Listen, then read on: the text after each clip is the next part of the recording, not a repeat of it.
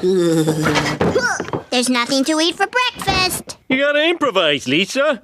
Cloves, Tom Collins mix, frozen pie crust. Let's go see Mom. A new casino opens in Springfield, disrupting the Simpsons family with Marge addicted to the slot machines.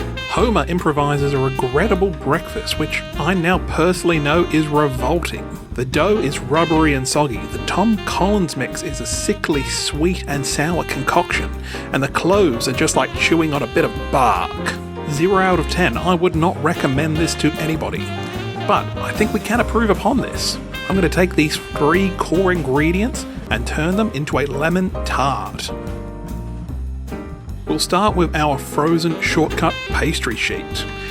Defrost it, of course, and use it to line our baking tin.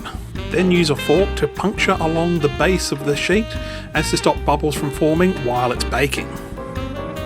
I'm blind baking this first for 15 minutes with rice as a weight to stop those aforementioned bubbles from forming, then a second time for a further 15 minutes, or until the dough has turned a nice golden brown.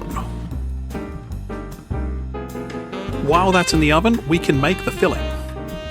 As we now know, cloves, when whole, aren't really edible, so a quick whiz in the spice grinder and we'll get some nice ground cloves.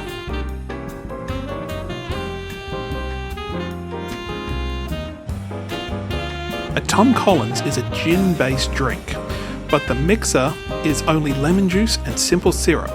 I'm using half a cup of each for this recipe. The syrup is going to be our main sugar substitute in this dish. So that this tart sets up correctly, we'll need 4 whole eggs whisked lightly.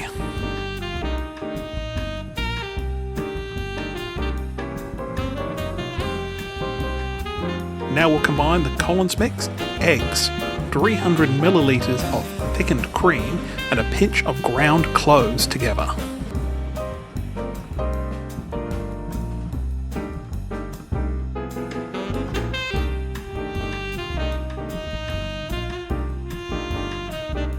Now pour the completed filling into the baked pie crust, and it goes back into the oven at a low 130 degree temperature for 40 minutes.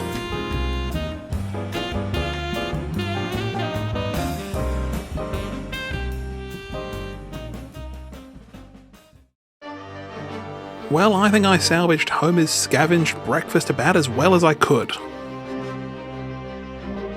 The tart filling is surprisingly good. It's light but firm, sour with a hint of sweetness.